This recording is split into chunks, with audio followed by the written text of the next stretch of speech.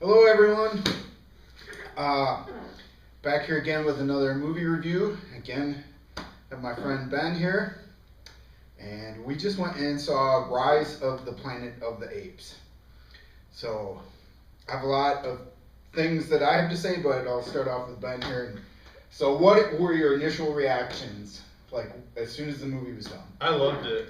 I just loved it. I thought it was awesome. I definitely caught some snags of like moments where I was just like, I didn't want it to take me there, and it was a little too formulaic at times in terms of being like a pre-movie reboot, like a pre-series reboot. Basically, it's basically a prequel and a reboot, and I liked that they did some things like really different from my expectations and from what I know of the original series, which I remember very little of at this point actually. But I also really liked the fact that you basically had an entire story centered around the body language of animals, of monkeys, and the humans were such a small part. And I think the humans could have been an even smaller part of the story to a point.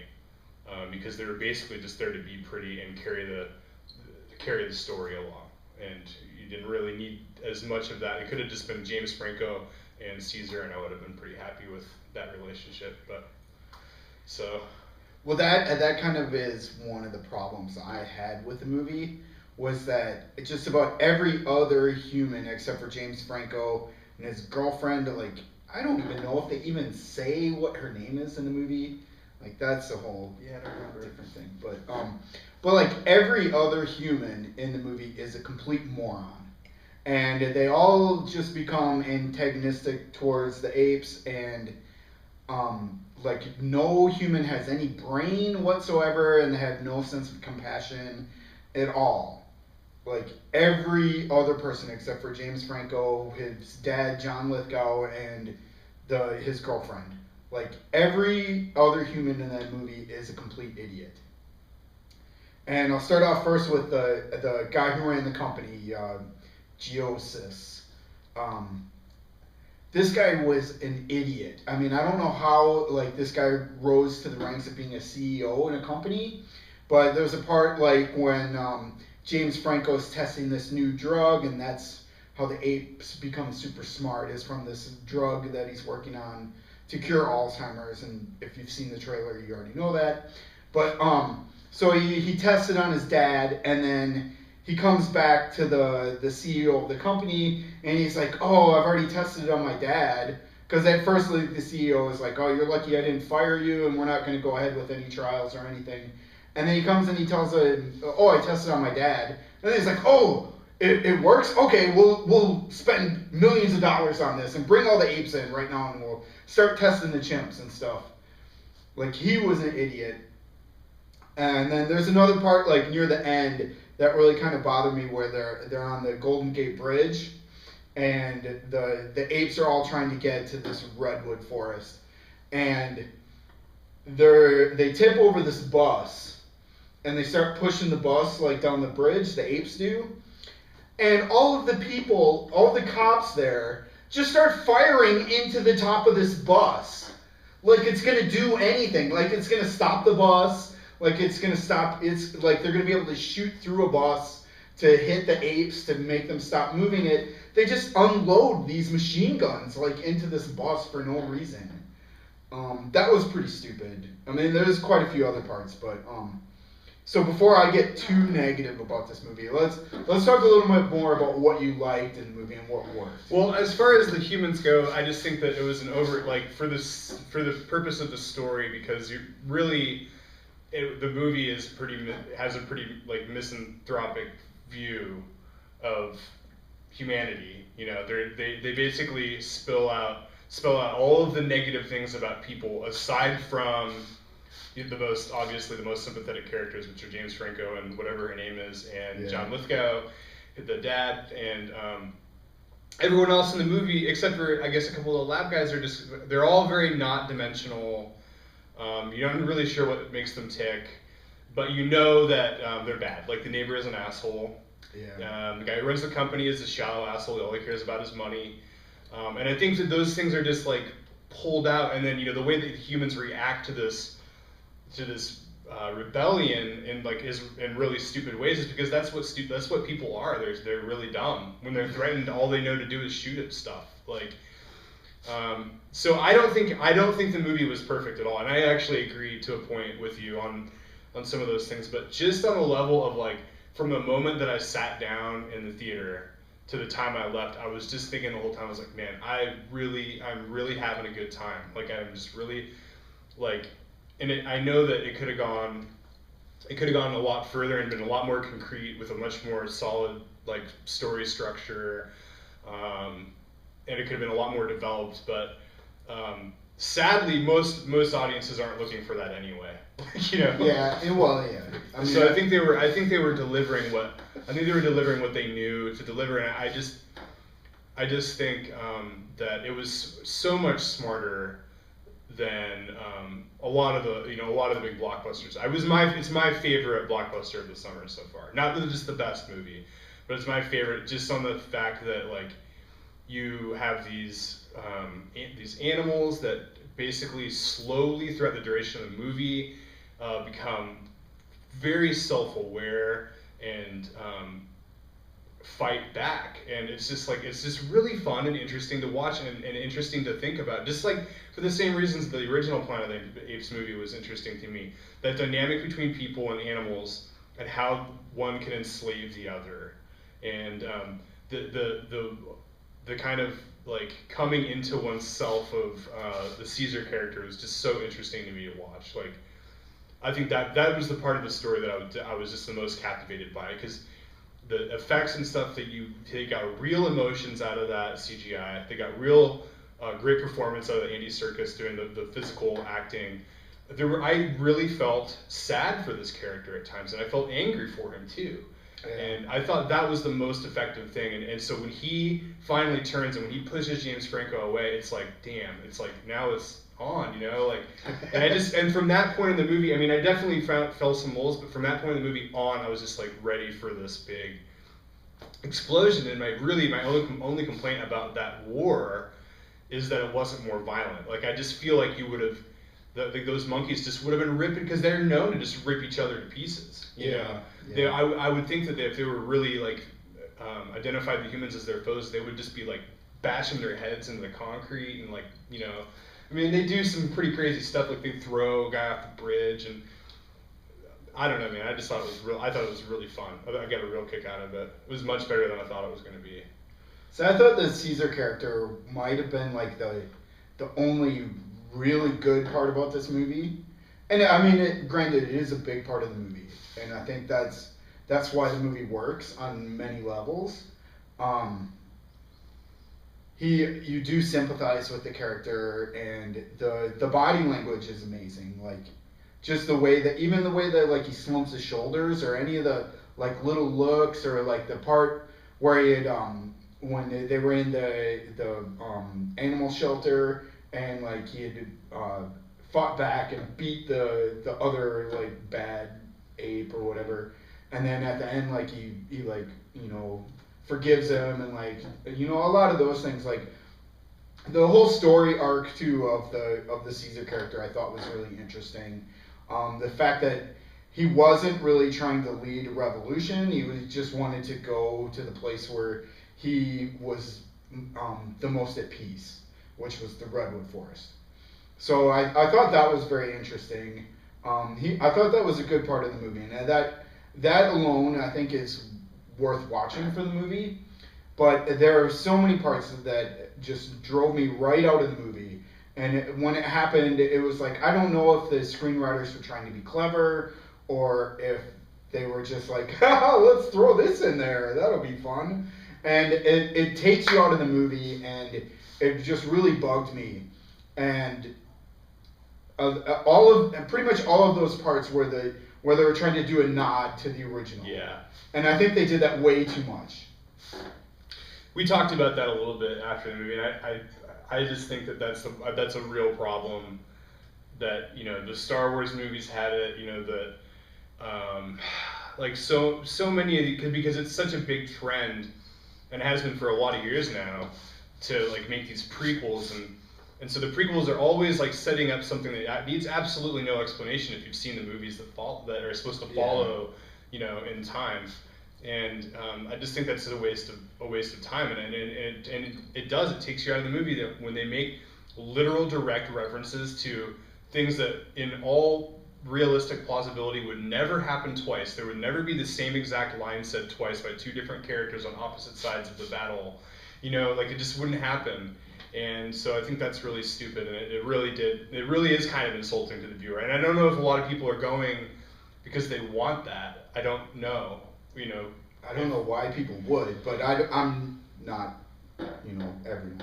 Yeah, but I mean, I think for the rest of the movie being as good as it was, if they'd removed some of those or just dumbed them down or just made them more subtle, would have been much better. Because there were two nods that I thought were subtle and I thought were well done, and that was the naming the Caesar's mother Bright Eyes.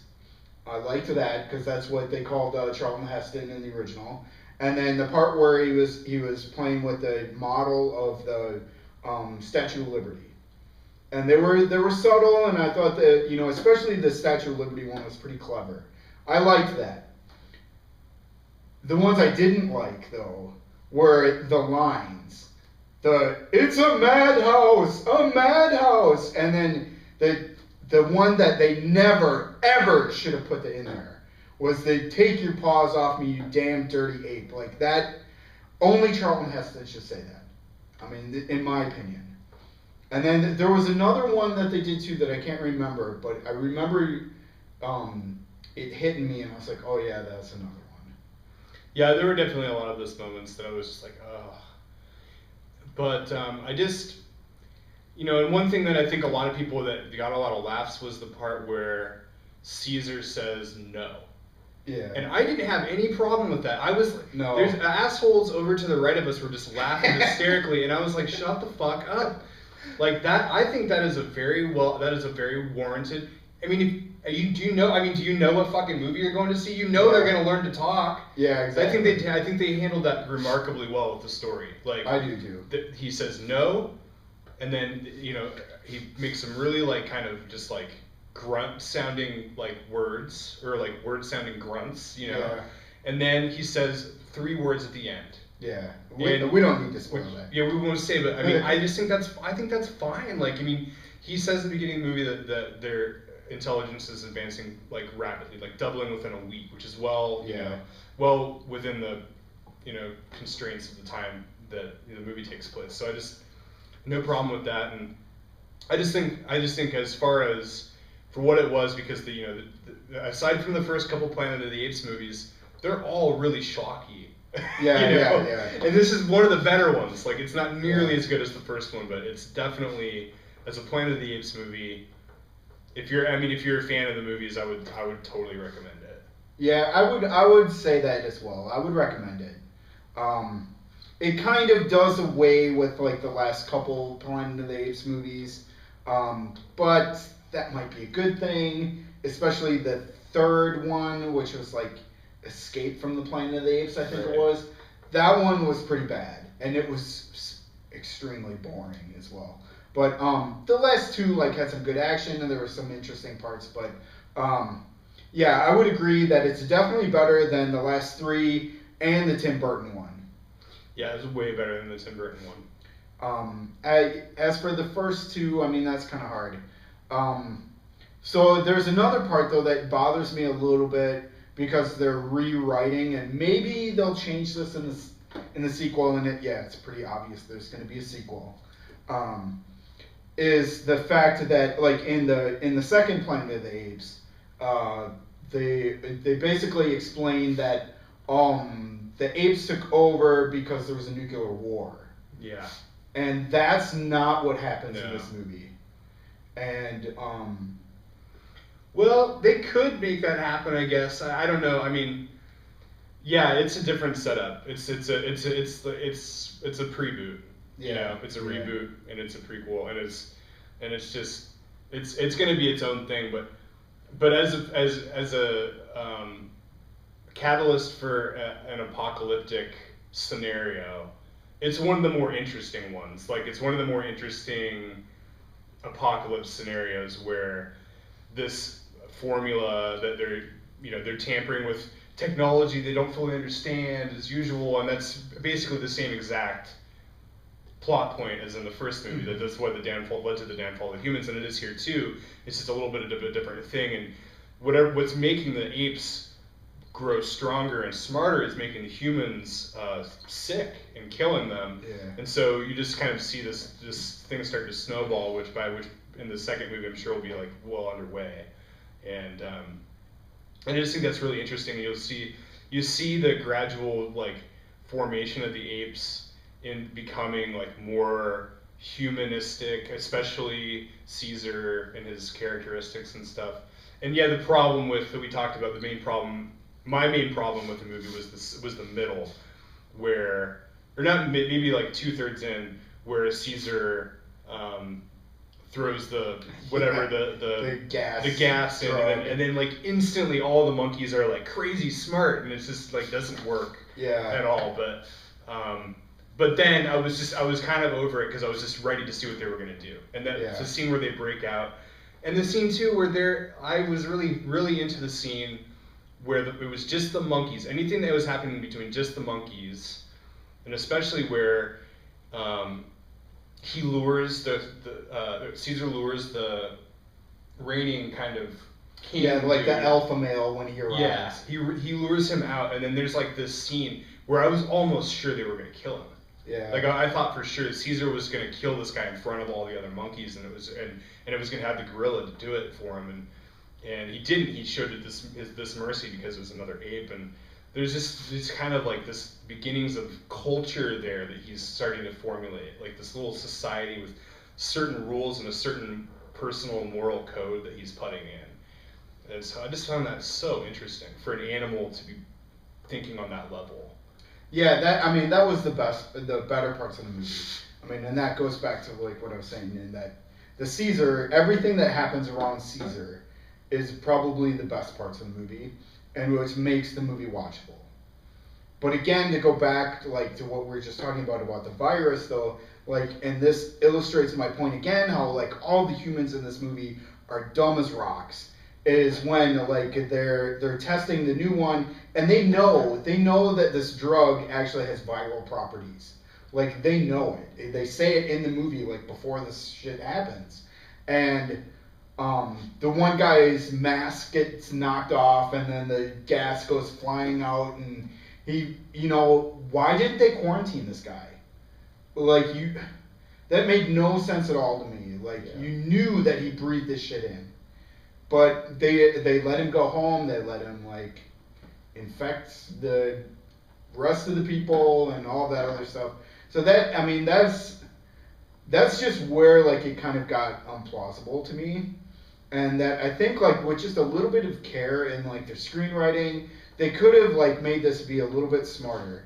And that's why I wouldn't say this is a bad movie at all, but to me like that's where it was disappointing. The best parts of the movie, and the parts that I didn't really expect, was everything about Caesar, and like just he has so much depth to his character for being a character that can't really even speak, and that surprised me a lot, and that's what I loved about this movie. But it's just like all of the stuff, all of the extraneous stuff, that it was just so they could like move the plot forward, and there were very weak plot devices. Yeah, I mean, I agree. There were some really weak plot points, and I mean, nobody. I mean, I'm very aware of those things usually when they happen. Sometimes I'll go back, and as we talk about them, sometimes they become a little more clear to me, or a little more problematic, I guess. But for the sake of just like thoroughly enjoying 2 hours, like I guess I just let a lot of things go, and I usually have really high standards for stuff, but I also just love movies, so I just don't, like I'm always sometimes you can dismiss it. Yeah, sometimes you can let it go. I mean, I think on the whole I probably did have more problems with Cowboys and Aliens than I did with Planet of the Apes, just because Planet of the Apes was so much more fun to me. Yeah, it had a lot more emotion, and the characters had a lot more depth. Well, the character. Yeah, the main character. The main character. Whereas There's really only one character in the movie. Yeah, Cowboys and Aliens, the main character had no depth whatsoever. He was like I said in our last review, watch that one. Here's a link right over here. And then, in Cowboys and Aliens, the main character has no depth whatsoever. He's just a weapon that they point around to make a plot device and stuff. And that's a bother. But yeah, so maybe let's just talk about if you think they're gonna make a sequel or not, and what you would want to see in the sequel. Yeah, I don't really know. I mean, I hope that they'll continue with the same dedication to like the details of those apes as characters. Like I hope that it doesn't become something stupid. Like I don't know. Like I'm really interested in seeing how the relationships and like the community starts to form and how these kind of codes become put into place. And I'm also really interested in what happens to the humans. Like I'm interested in like not human. I hope there aren't too many like human characters that are of like real significance, but that I'm sure there'll be some kind of struggle, you know. And I'm interested in seeing. I hope in a lot of ways. I really hope the next movie picks up right where this one left off. Yeah. And we get to see the disease take its toll. I'm kind of a sick guy like that. Like I'm kind of a misanthrope too. So when any premise involving like the elimination of people is interesting to me. So I hope they'll take it that route, and I hope that it doesn't become again something really like schlocky and I'm really afraid that it would devolve into something like Mars Attacks, where it's just like the apes come out and just go mah, mah, mah, mah, and just start like killing humans left and right. Because I would want to see the same thing as well. Like I would want to see like the formations of like this brand new society, and like I would want the movie to be mostly about the apes.